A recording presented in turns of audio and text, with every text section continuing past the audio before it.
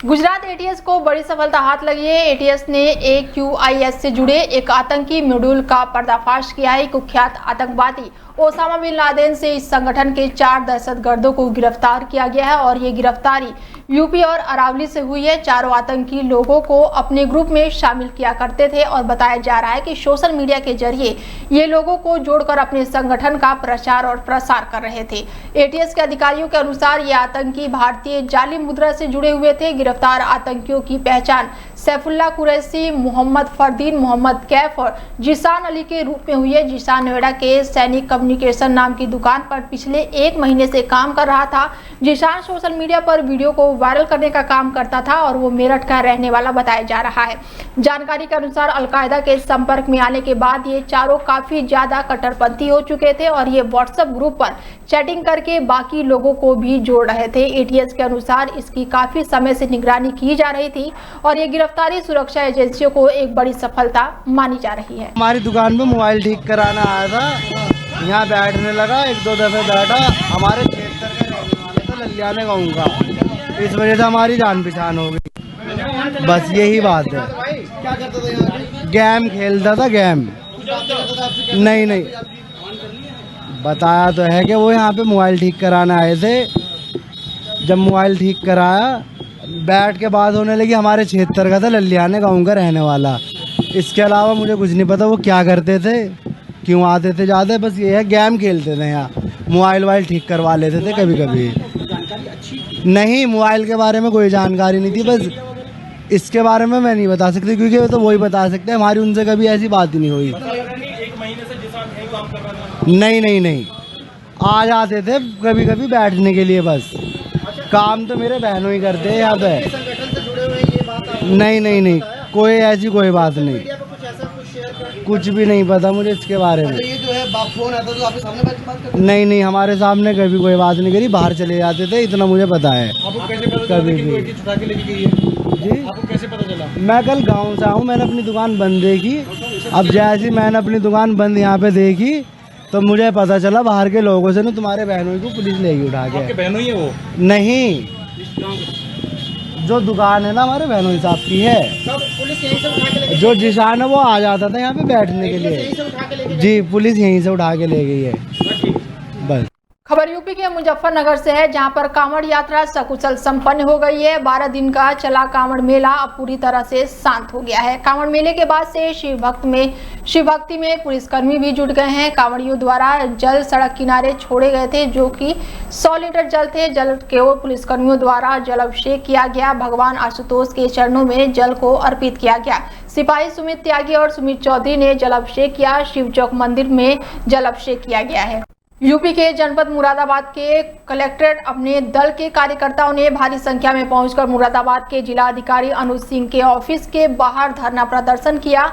अपना दल के कार्यकर्ताओं का कहना है कि मुरादाबाद के थाना क्षेत्र में न्यू इंडिया हॉस्पिटल संचालित किया जा रहा है, जो कि बिना रजिस्ट्रेशन के चल रहा है और उसमें आए दिन किसी न किसी मरीज की या तो हालत बिगड़ जाती है या किसी मरीज की मौत हो जाती है। डॉक्टर सौरभ नाम का व्यक्ति है जो इस अस्पताल का संचालन कर रहा है, जिन्होंने पहले भी एक महिला की आंखों का ऑपरेशन किया था, जिसके बाद उस महिला की आंख की रोशनी चली गई और जिसके बाद से काफी बार शिकायतें की गई, मगर वहां पर हॉस्पिटल ना तो सीज हुआ है और ना ही डॉक्टर पर कोई भी कार्रवाई हुई है। जी तो है जी, किन मांग को लेकर आज आज अपना दल कमेरावादी पार्टी के पदाधिकारी कार्यकर्ताओं ने जिलाधिकारी कार्यालय पर धरना प्रदर्शन कर जिलाधिकारी महोदय को प्रेषित ज्ञापन में थाना पाकवड़ा अंतर्गत अवैध न्यू इंडियन हॉस्पिटल पर कार्रवाई करने की मांग की है।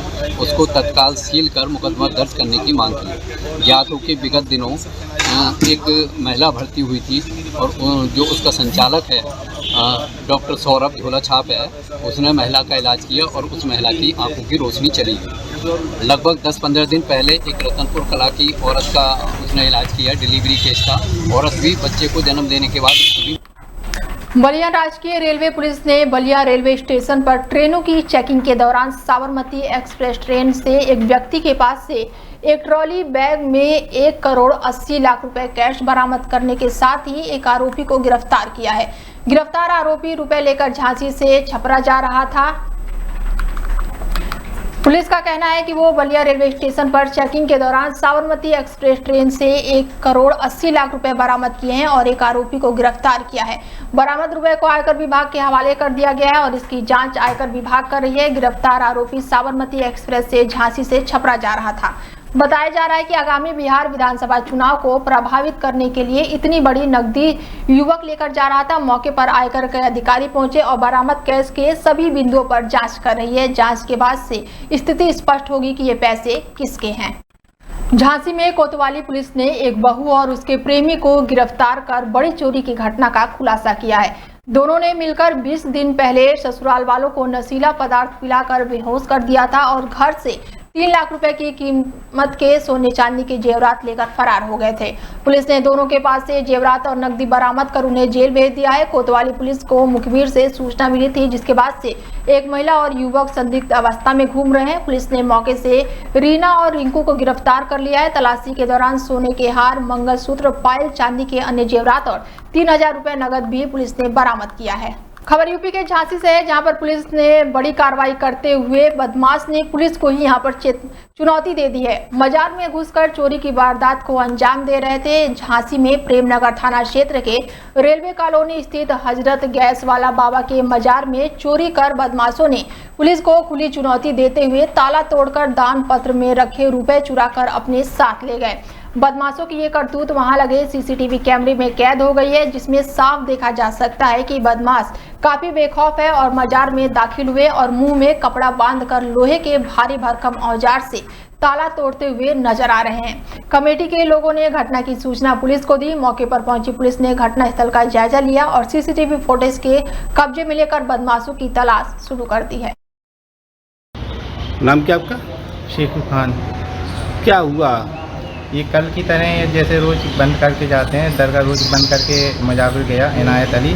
उसके बाद ये रात के 2 बजे यहाँ पे सीसीटीवी कैमरा हम लोगों ने सवेरे जब इनायत अली आया तो उसने देखा कि अंदर गेट के ताले टूटे हैं मजार के। ये गैस वाले बाबा रहमतुल्लाह अलैह की दरगाह है और रेलवे कॉलोनी में है ये, ठीक है। और उसने जब आके देखा है, लाइट बंद करने आता है रोज़ सवेरे प्रेमनगर में, रोज़ सवेरे लाइट बंद करने आता है। जब उसने आके देखा तो यहाँ के गेट के ताले टूटे हुए थे और अंदर की दोनों गुल्लकें जो हैं, गुल्लकों से पैसा पूरा निकला हुआ था और सेंटर लॉक भी टूटा हुआ था। दो जने सीसीटीवी कैमरे में कैद हो चुके हैं। किस लोग कैसे दिख रहे हैं वो लोग?